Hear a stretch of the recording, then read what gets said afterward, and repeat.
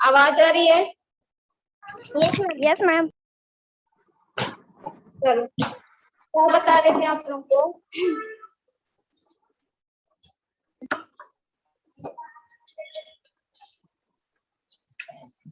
Second chapter आप लोगों का पूरा हो गया है हिंदी व्याकरण में। बोलो,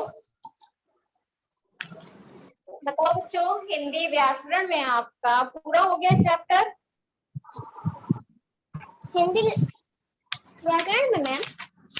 हाँ, देख के बताओ।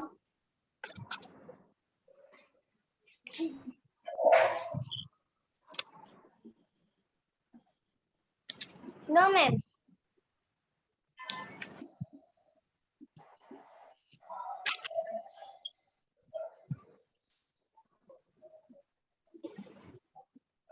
क्या बाकी है इसमें बताइए? क्या बाकी था आप लोगों का इसमें कराने के लिए?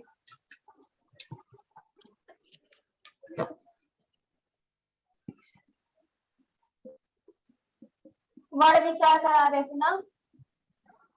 Yes ma'am. तो क्या बाकी रह गया था इसमें बताइए? देख के टिक टिक टिक किए होगे ना, कहाँ तक बताए थे? वर्ण समझा दिए थे। बोलो ऋषि, रूपाली। हाँ बताओ।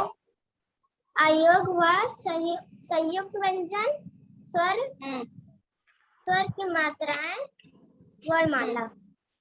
इतना हो चुका था कि करवाना था? बोलो साक्षी, हो चुका था कि करवाना था हमें? मैम आपको करवाना था। कराना था आयोगवाद से ना। चलिए ठीक है। देखो, हमने आपको क्या बताया था? हम आपको ये कहे थे कि जो हमारे स्वर होते हैं, स्वर हमारे कितने होते हैं? 4। आकाश, पढ़ाई करो बेटा, चेहरा बाद में बनाना, ठीक है? पहले पढ़ाई करो। स्वर हमारे कितने होते हैं? 11। कौन कौन से थे उसमें? छोटा, बड़ा, छोटी, बड़ी, छोटाऊ, बड़ाऊ, री, ए,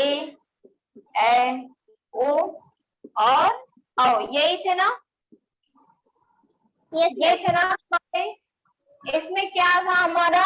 2 बच गया था, एक अंग बच गया था और एक आहा बच गया था। ये 2 बच गए थे ना? ये 2 हमारे थे, बच गए थे। तो ये 2 को हमने कहा था ये 2 स्वर नहीं होते, इनका स्थान कहीं और होता है। ये हम उस टाइम बताए थे आप लोग को कि ये जो 2 होते हैं इनको कहाँ रखा गया है? अन्य वर्ण में। ये चीज उस टाइम बताए थे हम। ये 11 होते हैं और इन दोनों को कहीं और रखा गया है। आज हम इन्हीं दोनों के बारे में जानेंगे, इसको कहाँ रखा गया है। ठीक है? क्लियर है? Yes ma'am. बताइए। Yes ma'am. तो हम इसके बारे में क्या पढ़ते हैं?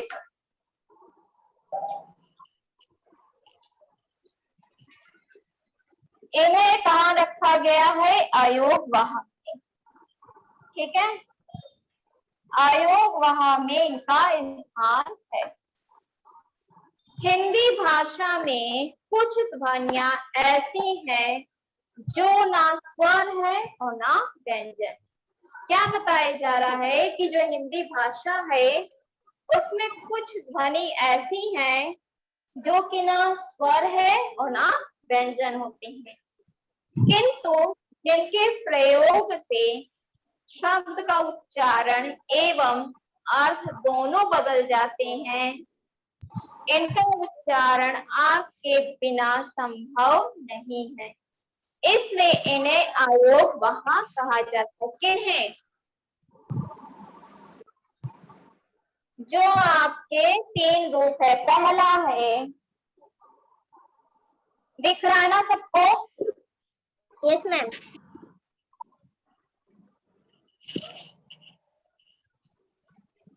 दिख रहा है ना? पहला है आपका अंक। ठीक, पहला क्या है आपका? अंक। इसका चिन्ह क्या होता है? ये होता है, अंक की बिंदी लगी रहती है। ठीक है, क्या लगा रहता है? अंक की बिंदी। इन्हें क्या कहा जाता है?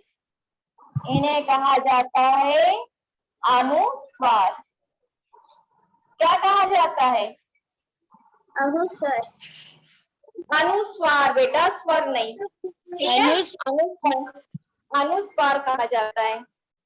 इसका देखो क्या है, इसका उच्चारण हम कैसे करते हैं? इसका उच्चारण हम नाक की सहायता से किया जाता है। जैसे अंक की बिंदी का प्रयोग करते हुए कुछ शब्द बताओ, क्या हो सकते हैं? अंक की बिंदी का प्रयोग करते हुए कुछ शब्द बताइए। मैम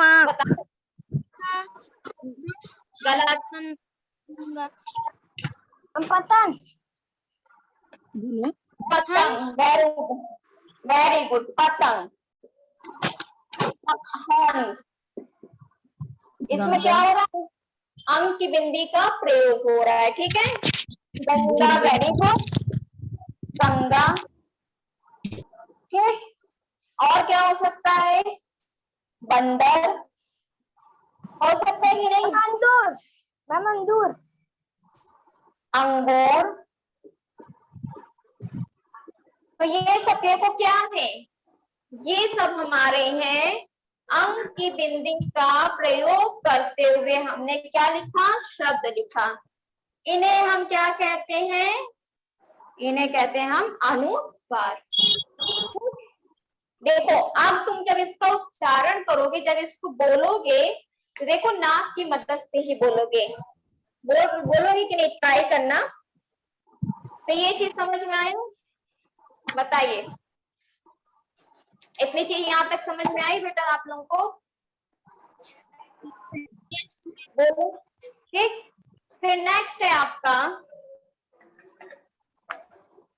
एक आपका अंग बचा था, एक आपका क्या बच गया था?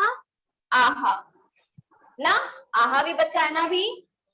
देखो इसी में अंग की बिंदी में एक चंद्र बिंदी भी आता है कि नहीं? बताइए, चंद्र बिंदी। इसका चिन्ह क्या होता है? इसका चिन्ह होता है ये, एक चंद्र बिंदी। इन्हें हम क्या कहते हैं? बताइए। चांद, मंगल। इन्हें हम कहते हैं अनुनासिक। अनुनासिक। ठीक, इसके कुछ शब्द बताइए जिसमें चंद्र बिंदी का प्रयोग करते हैं। मैम क्या क्या? माँ, वेरी गुड, माँ। मैम और बोल हंस नहीं होगा बेटा, हंस में सिर्फ अंग बिंदी का प्रयोग होता है, चंद्र बिंदी नहीं। हंस में चांद, वेरी गुड, चांद। चांद हो सकता है। और बताइए। चांदनी।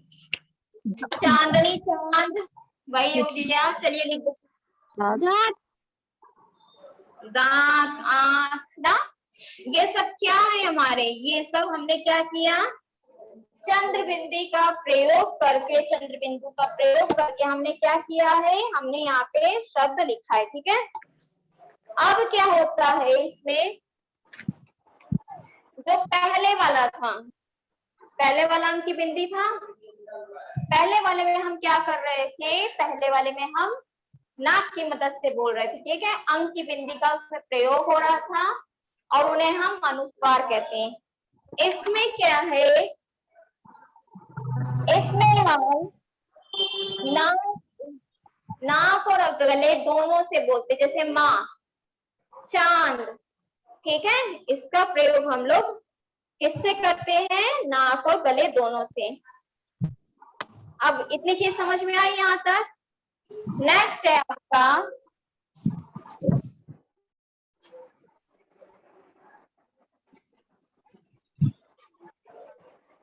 लास्ट क्या बच गया था? आहा, ठीक है।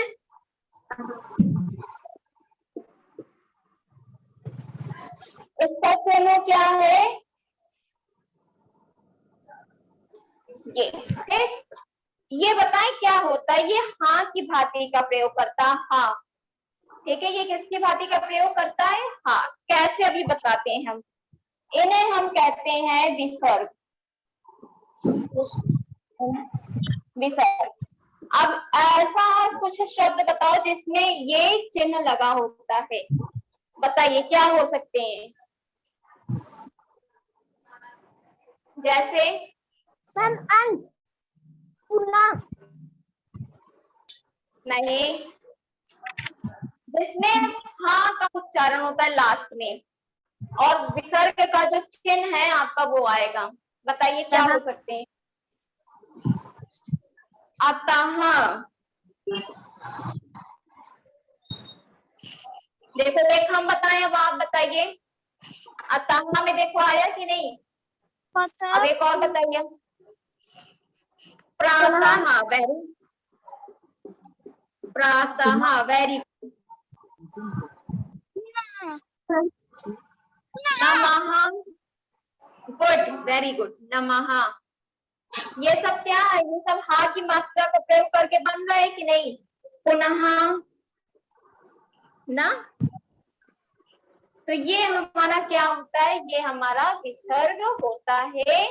इसको हम लोग हा के रूप में पढ़ते हैं। इसका चिन्ह डबल बिंदी होता है।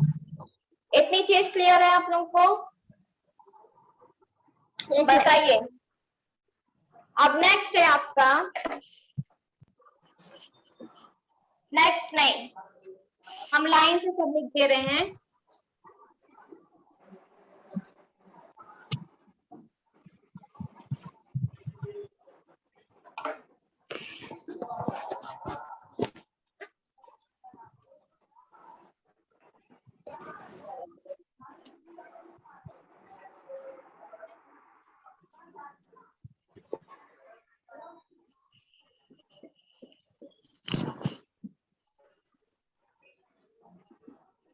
पहला आपका है, पहला आपका होता है अंग। अंग, ठीक है। इसका चिन्ह क्या होता है? ये, इन्हें हम क्या कहते हैं?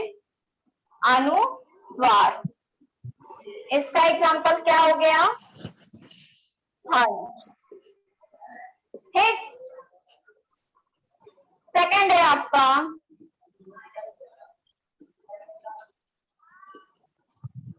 चंद्रबिंदी। इसका चिन्ह क्या होता है? चंद्रबिंदी। इन्हें हम कहते हैं अनुनासिक। और इसका एग्जाम्पल हो गया जैसे चांद। और थर्ड आपका होता है आहा। इसका चिन्ह होता है हा और इन्हें कहते हैं विसर्ग। और इसका एग्जाम्पल हो गया प्रातः। आप बताइए इतनी चीज कितने लोगों को समझ में आ गई? कितने लोगों को अच्छे से इतनी चीज समझ में आई है? बोलिए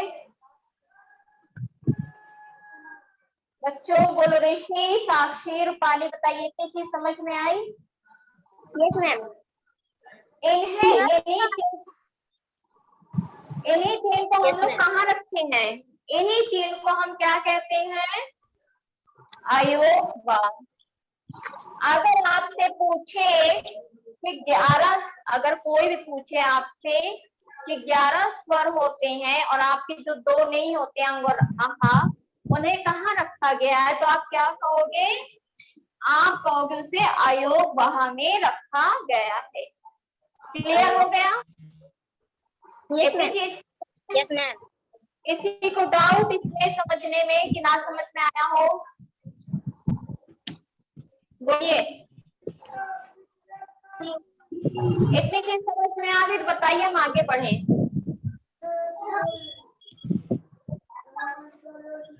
रख करें अब इसको, यस मैम। बताइए। Yes ma'am. भूलोगे तो नहीं ना इसको?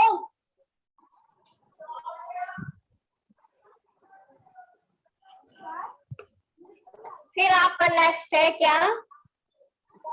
संयुक्त व्यंजन। क्या है आपका? संयुक्त व्यंजन। संयुक्त व्यंजन। संयुक्त व्यंजन क्या होता है? संयुक्त व्यंजन जानता है कोई?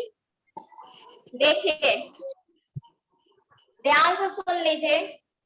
जैसे आपके स्वर में 2 बच गया था, आपके स्वर में क्या हुआ था? 2 बचा था ना, अंग और आहा, ये दोनों बच गए थे ना आपके स्वर में।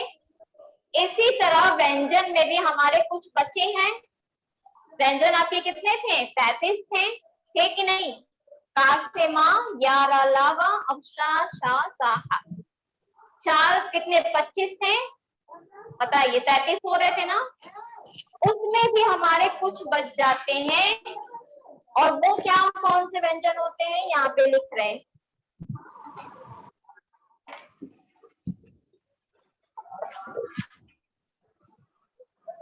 छा,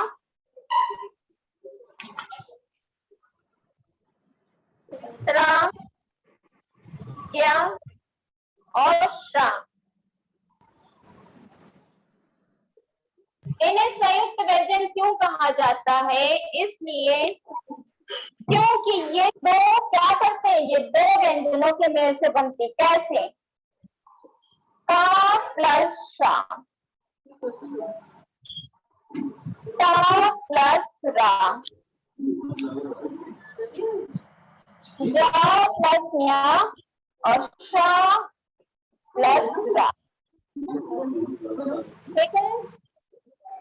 इनके मेल से देखो, यहाँ पे 2 व्यंजनों के मेल से ये दोनों बन रहे हैं। क्लियर है इतनी चीज? समझ में आ रहा है साक्षी? Yes ma'am. समझ में आ गई इतनी चीज? बाकी रूपाली बेटा, आपको समझ में आ रहा है? Yes ma'am. यहाँ पे संयुक्त व्यंजन क्यों है? क्योंकि हिंदी भाषा में ये 4 संयुक्त व्यंजन होते हैं। ठीक है? क्या है कि हिंदी भाषा में ये 4 संयुक्त व्यंजन है। ये 2 व्यंजनों के मेल से बनते हैं। यहाँ पे कितने देखो मेल से बन रहे हैं? यहाँ पे 2 व्यंजनों के मेल से बन रहा है। ठीक है? ये बन रहा है। इन्हें हम क्या कहते हैं? संयुक्त व्यंजन। इन चारों संयुक्त व्यंजनों में मूल व्यंजनों की ध्वनि केवल सुनी जा सकती है। ठीक है? जो क्या है यहाँ पे, इन 4 संयुक्त जो व्यंजनों में मूल जो व्यंजन है उसी की हम ध्वनि सुनते हैं। जैसे इससे क्या बन जाता है हमारा? इससे हमारा बनता है कक्षा। ठीक? इससे क्या बन रहा है? छात्र। इससे क्या बन रहा है? ज्ञानी। और इससे क्या बन रहा है? श्रमिक। क्लियर है इतनी चीज? बताइए, यहां तक समझ में आया कि नहीं आप लोगों को?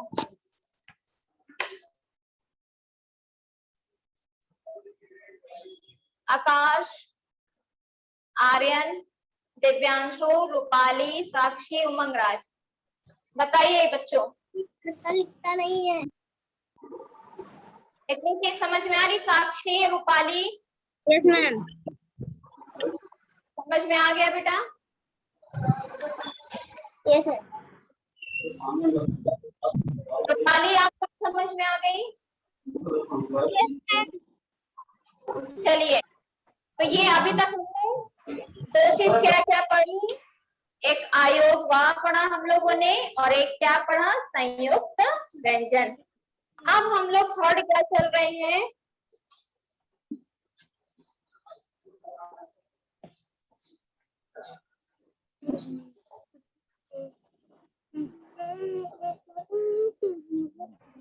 अब हम लोग चल रहे हैं स्वर की मात्राएं, ठीक है? स्वर की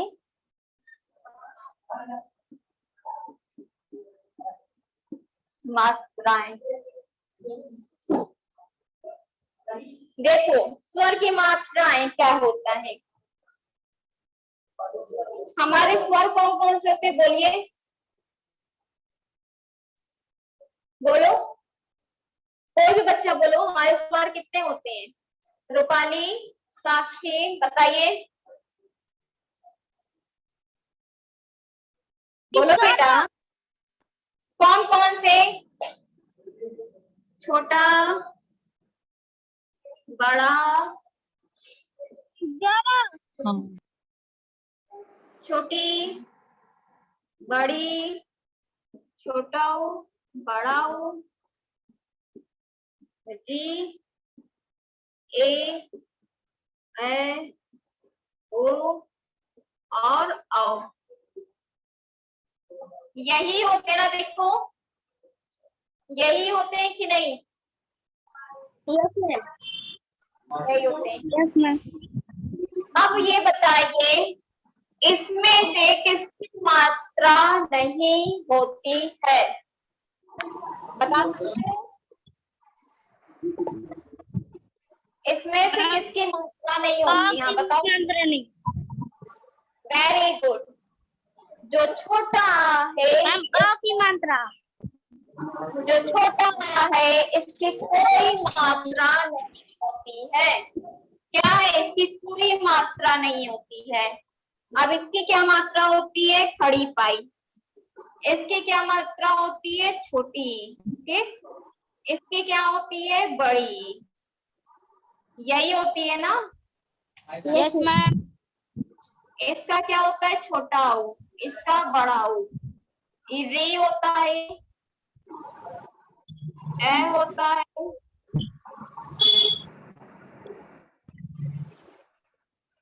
और इसकी क्या हो जाती है?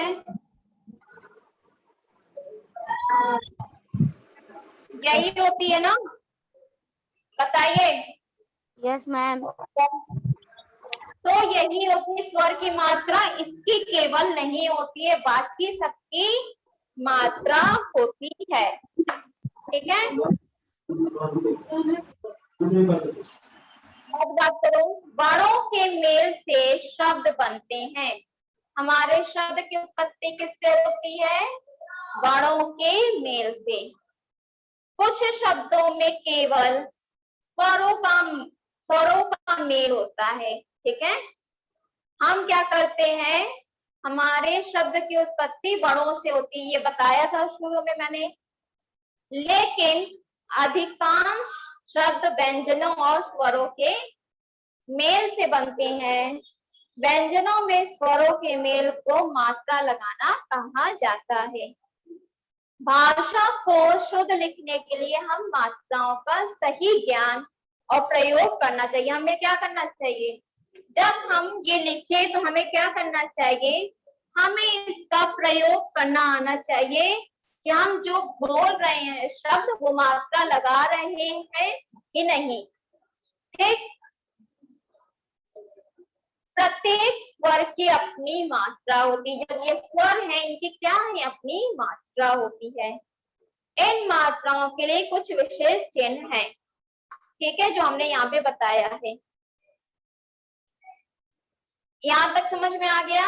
अब नेक्स्ट चले। रूपाली और साक्षी, उमंग, आर्यन, यहाँ तक समझ में? अब हम लोग क्या करते हैं,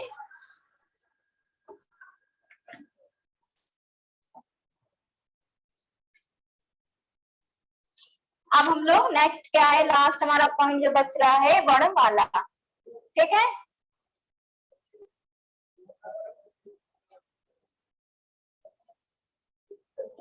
देखो हमारा लास्ट क्या है, हमारा लास्ट बच रहा है वर्णमाला। बता सकते हो क्या होता है? देखो जब क्या होता है, स्वर हमारे दो होते हैं ना, वर्ण के भेद कितने होते हैं? दो, स्वर और व्यंजन। ठीक, स्वर में कितने होते हैं, संख्या कितनी होती है स्वरों की, बताइए। साक्षी, रूपाली बताओ बेटा, कितनी होती है स्वर की संख्या? मैम 11। 11, very good, 11। और व्यंजनों की कितनी होती है? 33। कैसे? कहाँ से लेके जो माँ तक होते हैं हमारे कितने होते हैं? 25। फिर यार अलावा कितने होते हैं हमारे? 4। ये भी हमारे 4 होते हैं। ठीक है, जब इनको हम ऐड करते हैं तो ये हमारे कितने हो जाते हैं? ये हमारे हो जाते हैं 33 ना। 25 4 29, 29 4 33। ठीक, तो ये हमारे कितने हुए? 33 हो गए, 33 हुए।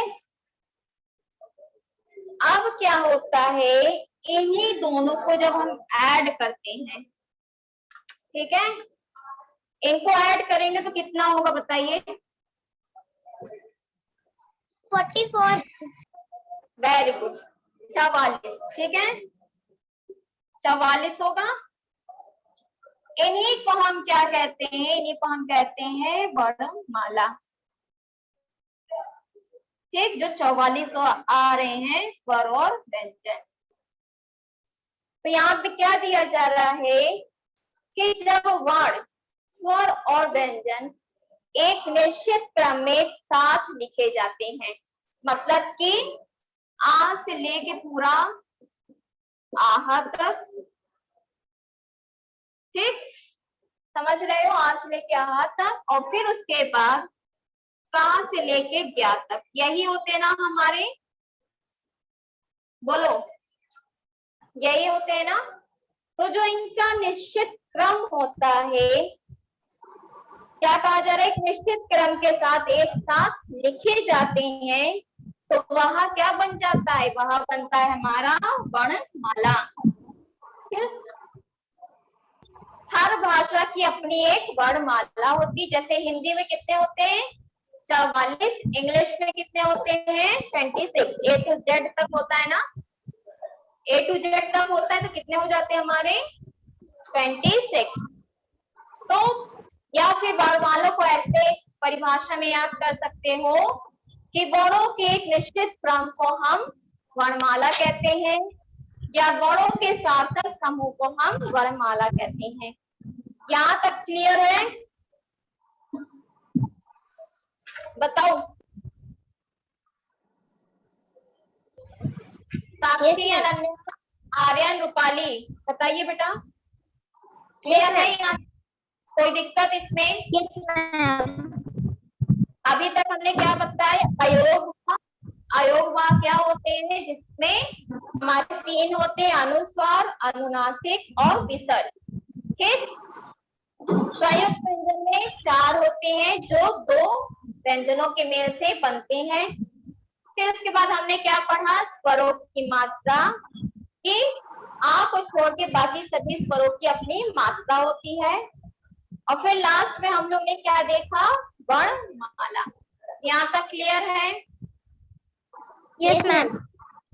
अब किस बच्चे को नहीं समझ में आया बताइए? उमंग, आर्यन, अनन्या, रूपाली, साक्षी, आप लोगों में किसको नहीं समझ में आया अभी तक जो चीज पढ़ाया गया? बताओ। क्योंकि जब तक आप समझोगे नहीं तो ये एक्सरसाइज भी नहीं कर पाओगे, तो इसीलिए पूछ रहे हैं किसको नहीं समझ में आया। बोलो, सबको समझ में आ गया? साक्षी आपको समझ में आया? Yes ma'am. रूपाली आपको? Rupali yes ma'am. और इसको अनन्या?